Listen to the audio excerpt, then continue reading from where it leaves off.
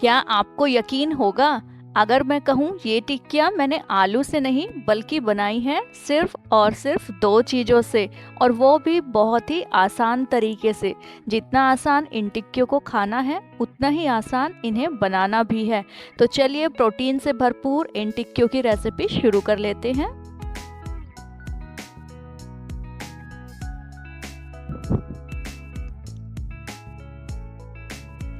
तो इन टिक्कियों को बनाने के लिए मैंने यहाँ पर लिए हैं मूंग। इन मूंग को मैंने भिगोकर रखा था और उसके बाद इन्हें अंकुरित कर लिया था। तो इन अंकुरित मूंग को 2 से 3 बार अच्छी तरह से धो लेना है ताकि इनमें कोई स्मेल है तो वो निकल जाए।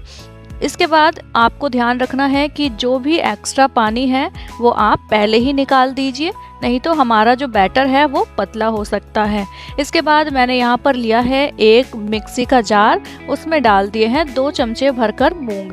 आप क्वांटिटी अपने अनुसार डालिए जितने भी आपको बनाने हैं। इसके बाद तीखा करने के लिए हरी मिर्ची डाल दीजिए और लहसुन डाल दीजिए।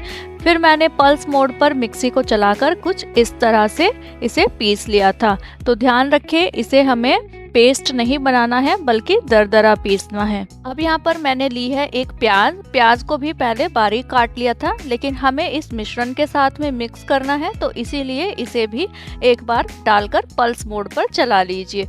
तो इस तरह का हमारा जो मिश्रण है वो तैयार हो जाएगा।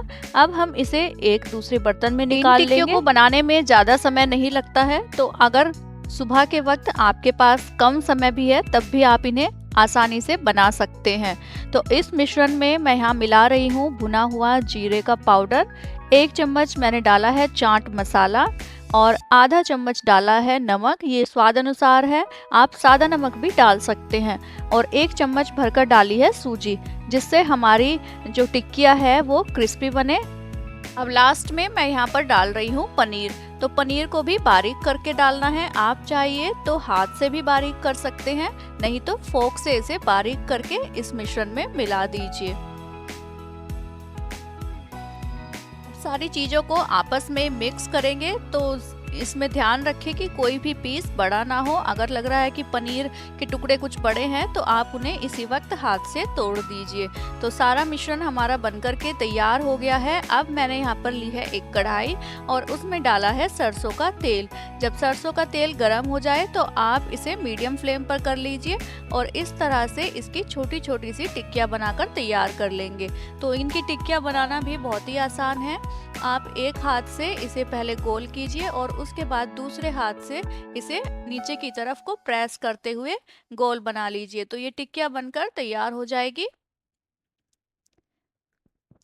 अगर आपका ये मिश्रण पतला बनता है तो आपको टिक्की बनाने में दिक्कत आ सकती है, इसीलिए मूंग को पीसते वक्त ध्यान रखें कि उसमें बिल्कुल भी पानी ना हो। तो अब मैंने यहाँ सारी टिक्कियाँ बनाकर तैयार कर ली थी।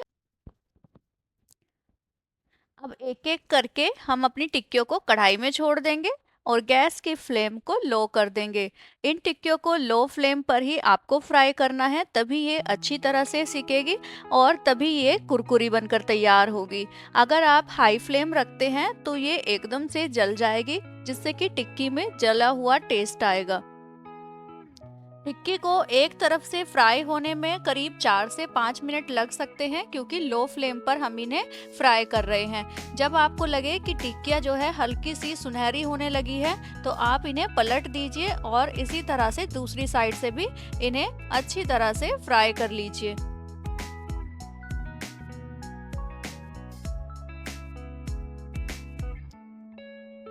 दोनों साइड से टिक्कियों को अलट पलट कर इसी तरह से फ्राई कर लेंगे।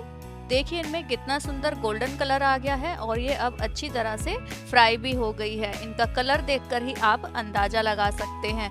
तो अब एक टिक्की को निकालकर मैं यहाँ आपको दिखा देती हूँ। ये लीजिए, फोक की हेल्प से आप इन्हें चेक कर सकते हैं। तो टिक्की हमारी क्रिस्पी बन चुकी है। अब मैं एक एक करके इन टिक्कियों को बाहर प्लेट में निकाल लेती हूँ।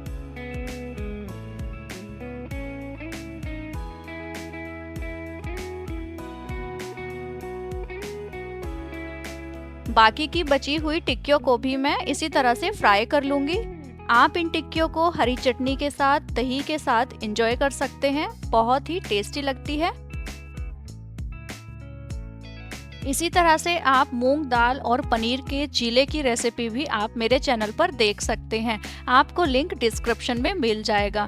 अगर आपको टिक्की बनाने की ये रेसिपी पसंद आई हो तो इसे अपनी फैमिली के साथ, फ्रेंड्स के साथ शेयर कर दीजिए और ऐसी ही हेल्दी रेसिपीज़ के लिए प्लीज़ इस चैनल को सब्सक्राइब कर लीजिए।